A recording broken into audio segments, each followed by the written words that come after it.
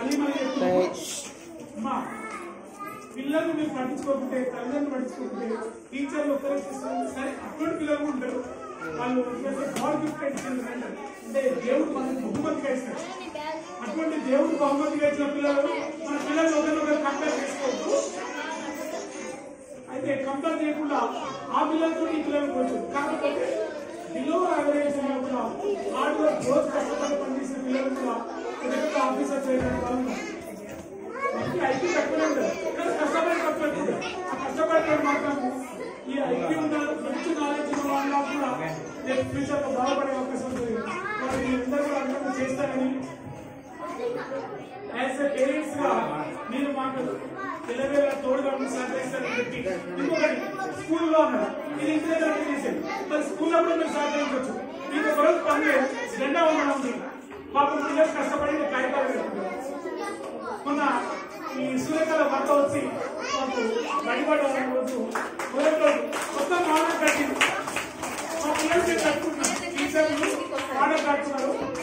ఆమె ఎవరు అరణ్య మాడ కట్టు పెద్దవాళ్ళు కట్టారు. మన పెళ్లి ఆడ కట్టేస్తాం, ఎంత బాగా కట్టింది. బాగా సూర్యకాల భర్త మొత్తం మాడ కట్టింది వచ్చింది. మరి don't you say as a parent, please you have to take part on all the activities those which are held in our school. మీ పిల్లలు చూసారు జనరల్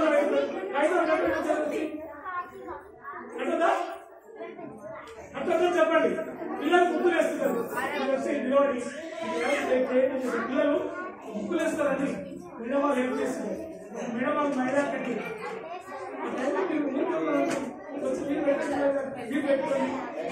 స్కూల్లో కూడా మీరు నేర్చుకోండి.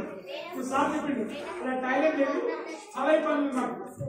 మగపిల్లలు అయితే టాయిలెట్ అక్కడ లాస్ట్ వెళ్ళి మేము ఇక్కడ చూపించండి వాళ్ళు ఓకే. ఒక్కటి టాయిలెట్ యూనియన్స్ టాయిలెట్ పోయి మీరు వస్తే కొంచెం నీళ్ళు మాత్రమే నీళ్ళు కాళ్ళకుంటే ఎంత అదే మొబైల్ వచ్చి మీరు ఎవరైనా చిన్న చదువు తీసుకుంటే డబ్బులు మేమే ఇస్తాం. వచ్చి దాంట్లో బాగా చేయొచ్చు.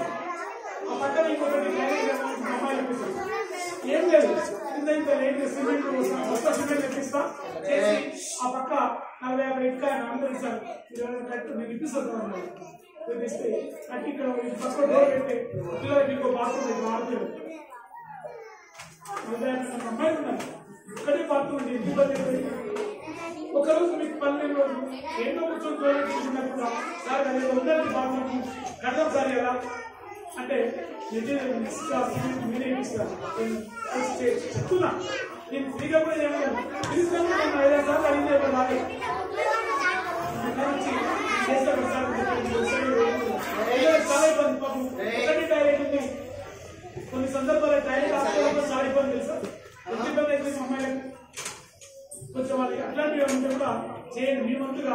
మీకు అది పుణ్యకారమే కానీ ఏం కాదు. ఏదైనా కూర్చుంటే కూర్చోలేదు అయిపోతే జరిగింది. కానీ మీరు ఏమన్నా స్కూల్లో అంటే ఒకటి చెప్పిన ఇంకా మస్తు ఉంటే స్కూల్లో చేసేది ఏదైనా పనులు ఉంటే నువ్వు ఎవరికన్నా నీళ్ళు ఒక మొత్తం పనుకుంటే రోజు మొదలైతే ఏమైంది అది నీళ్ళు మొదలైనకి మానవుడికి మొత్తం నీళ్ళు అనుకుంటాం. 5 సంవత్సరం పిల్లలందరూ క్లాసులో పెద్ద నీళ్ళు క్లాసులు పిల్లలందరూ దానికి పరిష్కారం ఏంటంటే పైపు పక్కన మూడు వేసి మట్టి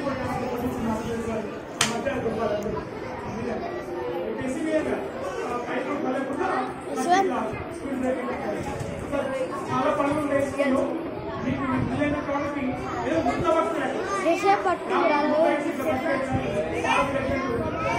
మీరు చేస్తే అది పిల్లలందరికీ బాగుంటుంది.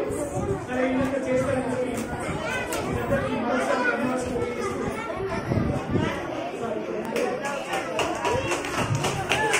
సార్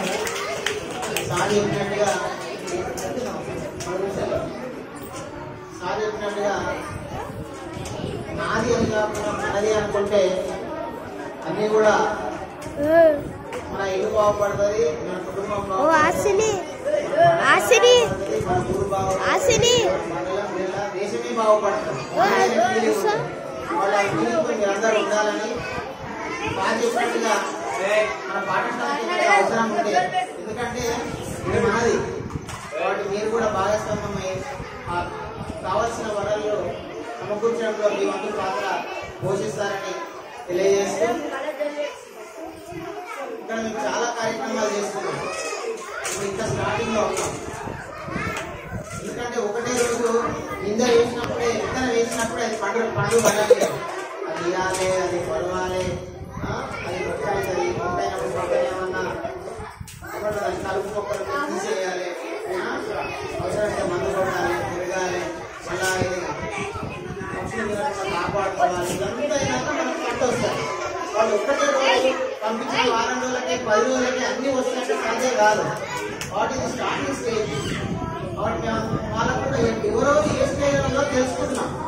వాస్తవంగా సాధారణంగా స్కూళ్ళలో ఏమవుతుందంటే మా ఒక్క స్కూలే కాదు, అన్ని స్కూళ్ళలో అరే అక్కడ ఫస్ట్ క్లాస్ అందరూ పంపి, వీళ్ళందరూ పంపి, పిల్లలు అందరూ ఉండరా, అందరూ వెళ్ళిపోండి, పిల్లలందరూ ఫస్ట్ క్లాస్ లో కూర్చోండి, ఫస్ట్ సెకండ్ లో కూర్చోండి.